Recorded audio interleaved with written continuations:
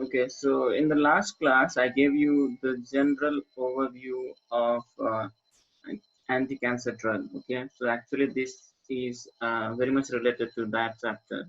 Or if I would have given this chapter, principle of chemotherapy, I would not have to go. I did not have to go to that chapter, the anti-cancer drugs. And anyway, you have read that in your chemistry and pharmacology in very detail. So here we'll go very quickly because we have gone through that chapter again in therapeutics. But here, what you from this chapter you can get the question of 10 marks as well. Okay, what is the general principle in chemotherapy? So you have to write in detail about this chapter. So please just note the format because content-wise, most of the thing we have already discussed. But format-wise, you have to concentrate here. So if I talk about etiology of cancer, you already know from your pathophysiology that it's nothing but abnormal proliferation and the growth of cells because of many reasons, maybe genetic, maybe environmental, maybe chemical. If you see, if we see the genetic and molecular reason, we discussed that there are oncogenes and tumor suppressor gene, and because of imbalance between these genes, and the tumor cannot be suppressed because of defect in tumor suppressor gene, or because of defect in oncogene cannot remain suppressed. Oncogene will make patient to get more prone to cancer. So some of the target area of therapeutic intervention. So this is what I was talking in the last class. That how do all these drugs, okay, how do all these intervention that you make to treat the cancer, how does all this act?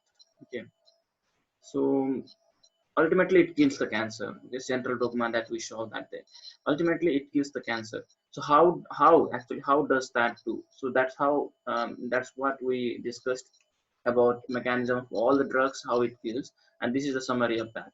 Some of them attack angiogenesis, so the blood vessels, new blood vessel cannot be formed into the cancer cells, the nutrients cannot be reached to the cancer cell, blood and nutrients cannot be reached, and the cancer cells mm, will not proliferate at a higher rate. Similarly, altered energy metabolism, motility, dysregulated proliferation, anti-apoptosis by attacking that, and then immune defense evasion. So these are some of the properties of the cancer. Okay, these we attack these properties. For example, aneuploidy. Aneuploidy. Do you know aneuploidy? What is aneuploidy? Sir, abnormal number of chromosomes. True. So how many chromosomes we have in the human body? 46. 20. 20? 20? 2. 46. 20? 46. 23 pairs. 20, 23 pairs. Okay. Mm. 23 pairs, 46 chromosomes. 20 out of 23 pairs, 22 we have autosomal chromosome and one pair of sex chromosome. That is what we call, okay, XX and XY. So because of this abnormal number of this increase in number of chromosome, or this abnormal number of chromosome is one of the hallmark of cancer. So these are the hallmark of cancer or properties of the cancer which we try to attack and then treat the cancer. So modalities of the treatment, how we treat the cancer. First thing is locally you can treat by giving surgery, by doing a surgery. We remove the cancer tumor or by giving the radiation therapy at the local level. Okay, systemic level we discussed. There are many chemotherapeutic drugs that we can use. Then we can use even hormonal therapy, and now this monoclonal antibodies is booming up, and radioactive materials as well. So we can give the supportive therapy based on what kind of symptoms the patient is presented with. And some of the non-conventional therapy, we'll see that like new field, what a new therapy, new kind of therapy, what is growing in the cancer, like immunotherapy, oncolytic virus therapy, all those things we'll see. So starting with surgery. So surgery was the first modality used successfully in the treatment of cancer. So in the very beginning when we didn't have drugs and all, so this was the first modality. It is only curative therapy for some of the solid tumors can be cured because they removed entirely the tumors from that area.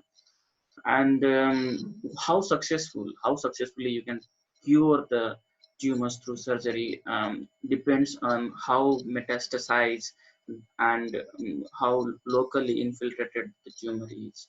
Okay, so the microscopic invasion of surrounding normal tissue will necessitate multiple frozen section. So in surgery they see the microenvironment of that tumor also, and they take the sample from the infected lymph node and to see the extent, how extensively it is spread. So surgery may be used for palliation in patient in whom you know that cure is not possible by drugs or by any other mean. So this has a significant role in prevention. And for example, in familial polyposis coli also, this one type of cancer where surgery has been used successfully to even to prevent the further spread. Coming to radiation therapy after surgery therapy, radiation therapy is local modality again, as we show, as surgery. Also removes the tumor from that local area. Radiation also attacks the tumor of that area. So this how successful the radiation therapy will depends again on the sensitivity between the tumor cells and normal tissue. So if tumor cells is very much actively taking up the radioactive materials, then that means the radiation therapy is going to be very much successful. But if the tumor cell is not taking up the radiation very effectively, that means the radiation therapy may not be that successful. So it all depends on how sensitive the tumor cell is to the radiation. So how does it is administered? It is administered in ionized form, like in the form of X-ray or gamma ray directly to the tumor site.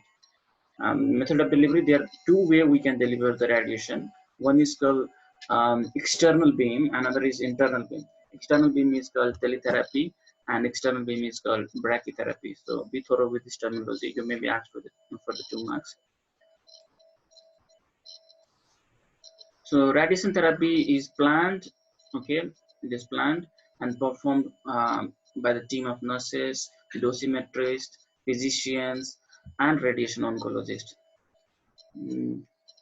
The course of radiation depends again which kind of cancer it is, and it is preceded by simulation session.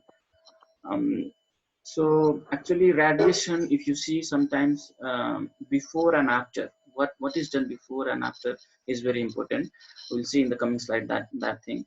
Here, before the radiation, they will do a simulation session in which they will give a low energy beam to produce and to figure out where exactly is the tumor and whether the tumor, how sensitive is the tumor to the radioactive. Okay, so that is called simulation session. So radiation therapy is usually delivered in fractionated doses such as 180 to 300 centigrade. So this is the unit in which this radiation is measured per day, 5 times a week. Okay, a total course of 5 to 8 weeks. So 5 times a week, a total course of 5 to 8 weeks. Then radiation therapy with curative intent is the main treatment in some kind of cancer like Hodgkin's lymphoma, or non-Hodgkin's lymphoma, and limited stage cancer, prostate, gynecologic tumors, and CNS tumors. So in this kind of cancer, sometimes even we target to cure such cancer with radiation therapy itself. It can also be used in palliative, okay, and in some emergency setting as well. As we discussed, if there is no other way to cure, we go for surgery and radiation. So, but what are the complications of radiation? These are very general, what you might have already read in your pharmacology, I guess. So there are two types of toxicities: acute and long-term toxicity. So some systemic symptoms such as fatigue, local skin reaction can happen, GI toxicity can happen, oropharyngeal mucositis can happen, dryness of mouth can happen, some like extreme suppression of bone marrow can happen. So long-term sequel may occur months or a year after the radiation therapy. Radiation therapy is known to be mutagenic. Okay, this can, if you remember from your mutation chapter of pharmacology, one of the reason to cause, like one of the etiology to cause mutation is radiation. Okay, this can cause many kind of mutation. So that means if it can cause mutation, that means the radiation therapy itself can be a cause of cancer. Okay, so radiation therapy itself can cause like, that's why when the healthcare professionals um, who are involved in a team of radiation therapy, they need to be very careful. Um, you might have seen, like in front of radiation room, it's the instruction is clearly written to for the pregnant women and for like special instructions. So all those are written to for this purpose. Okay, actually. So these, because actually these are mutagenic, carcinogenic, teratogenic, so these can actually cause many other kind of cancer like leukemia and solid tumors. So coming to nuclear medicine, that is what we call as radionuclide. So this is also very much helpful or very much effective treatment for chemotherapy, and have been used for decades to treat many malignant disorders. They are actually, they are the experts in this field. We call them radiation oncologists, or they go for mm, nuclear medicine course. We tell them nuclear medicine. So radioactive iodine in the form of, this is the form that we use, 131 iodine. This is effective therapy for well differentiated thyroid cancer. So why thyroid cancer? Because we know that iodine 131 is readily uptaken by thyroid, thyroid cells, thyroid tissue. So in thyroid cancer, this 131 iodine is very effective therapy. Strontium 89, this is used for the treatment of bone metastasis. Again, if the bone tissue is very readily uptaking this strontium 89.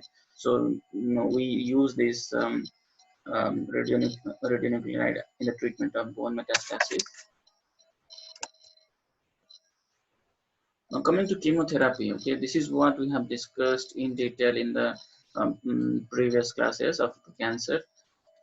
So I won't take much time here to go with chemotherapy, because we have already discussed. And anyway, in particular type of cancer, we will be going through the particular type of chemotherapy, like for breast cancer separately, for leukemia separately. Okay, is that clear till now, everyone? Yes, sir. Yes, sir. Yes, sir. Am I going very fast? No, No, sir. sir. So these are very general thing. Okay, I thought this doesn't need much of time to explain. Anyway, we have many things coming up in the cancer itself, so there we can spend some time. But these are very basic; you can easily understand. So that's why I thought to go through it quickly. And anyway, we have discussed this in the previous classes. So is my voice very continuous, smoother, clear, or is it breaking? It's clear, sir. It's clear, sir. Clear, sir. Okay, good. So he is Paul Ehrlich. Okay, he is called as father of chemotherapy.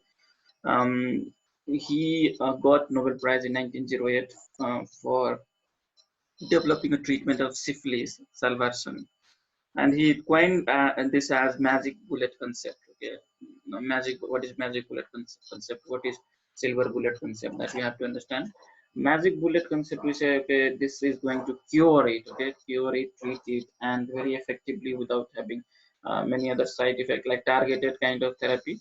So that was a little bit of historical perspective. And you also know, in the World War II, Okay, they use this nitrogen mustard gas as a weapon, where that time people were not knowing exactly its anti-cancer property, but they use this nitrogen mustard. Now we very much know what is nitrogen mustard and how we can use in the cancer. That time it suppressed the bone marrow, and like lymphoid hypoplasia was caused, and they killed many people by using this weapon. So this led to the use of agents to treat Hodgkin and non-Hodgkin lymphoma at Yale University in 1943. In 1950, they got to know that when they started giving folic acid, they found that it led to the development of leukemia. Actually, okay, when they started giving folic acid in children, they developed leukemia. So then they understood, okay, if we antagonize folic acid, we can treat leukemia. So in 1960s, chemotherapy combination for childhood leukemia and Hodgkin lymphoma began to be used. Systemic chemotherapy is the treatment available for disseminated malignant disease, and progress in chemotherapy results in cure of several tumors. Actually, so if you go sometime back around 50 years back, people used to surrender to the cancer. They were thinking some of the cancer were incurable; they cannot cure it. But now, if you see, we have many advanced therapy that we can make the patient life much better. We can improve the quality of life much better. We can cure them. Okay, so this is all because of the advancement in the chemotherapy, and this chemotherapy requires multiple cycles. Okay, we'll discuss why that. How do you give a chemotherapy? Okay, we can give a chemotherapy as primary chemotherapy, and this is used as the sole anti-cancer treatment in highly sensitive tumor type. For example, in case of non-Hodgkin lymphoma, CHOP regimen is used. Now, since we'll be going diving deeper into the therapeutics, you should be familiar with the regimen that will be coming up. So, do you know what is CHOP? CHOP? Anybody? From your I think medicinal chemistry, you should know from your chemistry. Okay, medicinal chemistry, you should know, I think. What is CHOP? Anybody? Okay, I will tell you. So this CHOP, when you say CHOP, this means C is for cyclophosphamide, S is for doxorubicin, O is for vincristine, and P is for prednisone. So this regimen is used for non-Hodgkin lymphoma. Similarly, there will be coming multiple regimen for many other kind of cancer as well. So with this, we use adjuvant. We use primary chemotherapy and we use adjuvant chemotherapy to support our primary chemotherapy. Okay. So, and this adjuvant chemotherapy will be given after surgery to mop off all the microscopic residual diseases or residual part of the cancer, whatever has remained after the primary chemotherapy. Okay. So this adjuvant chemotherapy can be in terms of adriamycin or vancomycin. Okay, adriamycin is nothing but like doxorubicin, and then cyclophosphamide for breast cancer. Then we have something called neoadjuvant chemotherapy. Okay, we had primary chemotherapy, we had adjuvant chemotherapy, which we give after primary chemotherapy, and we have called something neoadjuvant therapy, which we give before surgery. Okay, before surgery. So we give this before surgery to shrink the size of the tumor, and so that our surgery will be successful, the resection will be successful. So that's the purpose of giving the neoadjuvant chemotherapy. So the drug can be again adriamycin, ifosfamide, and then these are the drugs for osteosarcoma, actually, adriamycin, ifosfamide. Okay, so the other mode, the three mode that we discussed is what are the three modes that we discussed? Primary chemotherapy, which is the main chemotherapy; adjuvant chemotherapy, which we give after surgery; neoadjuvant therapy, which we give before surgery; and we have something called as concurrent chemotherapy. So this is given simultaneously, as the name says, concurrent. we give simultaneously to the radiation therapy so that we can increase the sensitivity of the cancer cell. If you remember, when I was telling what is the principle of using radiation therapy is like how successful the radiation therapy is going to be decided by how sensitive your tumor, how sensitive the tumor is, the tumor cell is to the radiation. So the example of concurrent chemotherapy is cisplatin 5-fluorouracil, radiation therapy for head and neck. Okay? So there is a wide variation in sensitive various cancer cells to the chemotherapy. So sensitivity we are talking. Okay, so how sensitive the tumor is to the chemotherapy, that is going to be again deciding factor for successful treatment. Now, if you see the cancer, this table gives the brief about okay how sensitive, whether it is highly sensitive or intermediately sensitive or low sensitivity. So if you see lymphoma, leukemia, small cell lung cancer, also called as SCLC, testicular cancer, these are highly sensitive. Okay, head, neck, prostate, gastric, pancreatic, these are like very low sensitive.